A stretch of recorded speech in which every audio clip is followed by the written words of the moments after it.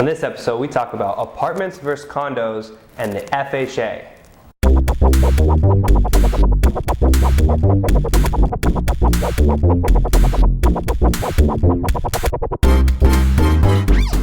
Thanks for watching Ask a Realtor episode 8. My name is Jason Cassidy with City Consulting Group in downtown San Diego.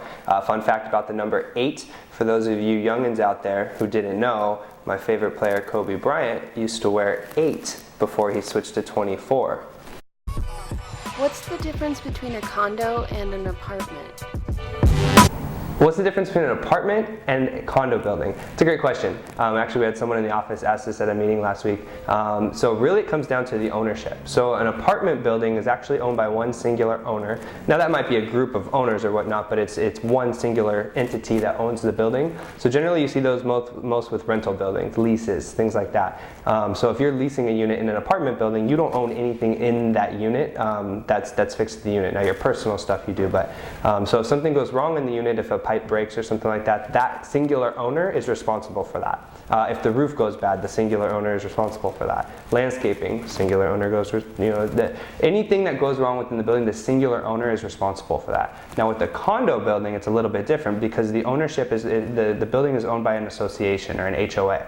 So now you own, in a condo building, you own the air inside of the walls in that building, right? So if something goes wrong within the building, you're responsible for that. Now what the condo homeowners association owns is the common areas and the exterior of the building. So now if the roof leaks or something in the common area goes bad, the homeowners association actually covers that. So they're very similar, and I can see where the mix-up happens. Generally with apartments and condos, the best way to think about it is just think rent versus own. Usually you own within a condo building, whereas in an apartment complex, you're leasing or you rent. So good question. What is an FHA loan?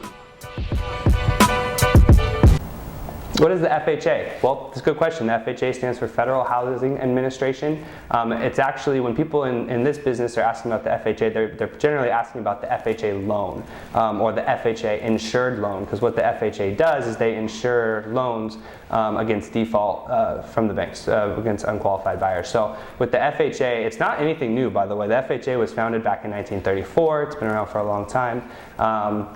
But what the FHA has now is the FHA insured loan that is a little bit more flexible option than a conventional loan for some borrowers. So with the FHA loan, you can actually qualify with as little as 3.5% down, which is a big change from the typical 20% down you would need on a conventional loan.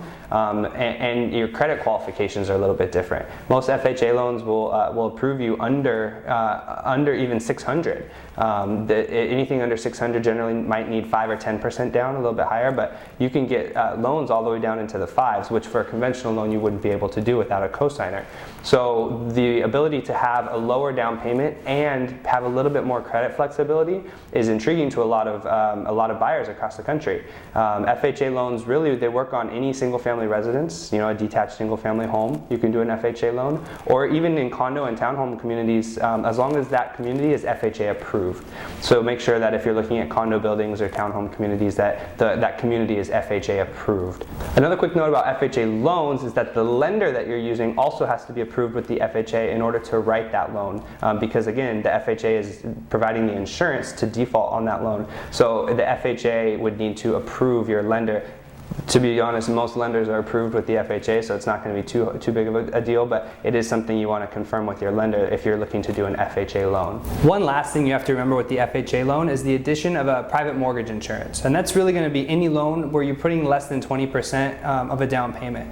So with the FHA loan, the mortgage insurance is actually going to have an upfront fee, which used to be 1% of the entire loan amount. Now it's 0.8%, and that can get financed in as well, but it's another closing cost that you have to factor in.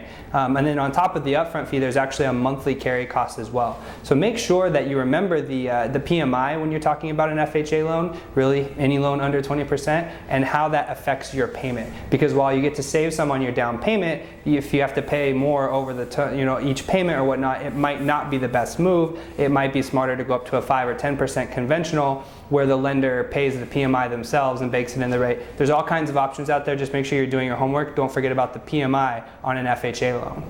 Thanks for tuning in to episode 8. Make sure you subscribe to the channel below, right on the red bar below. Go to Twitter, hashtag Ask a Realtor. If you have any other questions for me, I'll do my best to answer them. You can also find me at Twitter at jcassidy or Facebook, Instagram, wherever that you may use your social. I'm there. So look forward to seeing you next time. Thanks.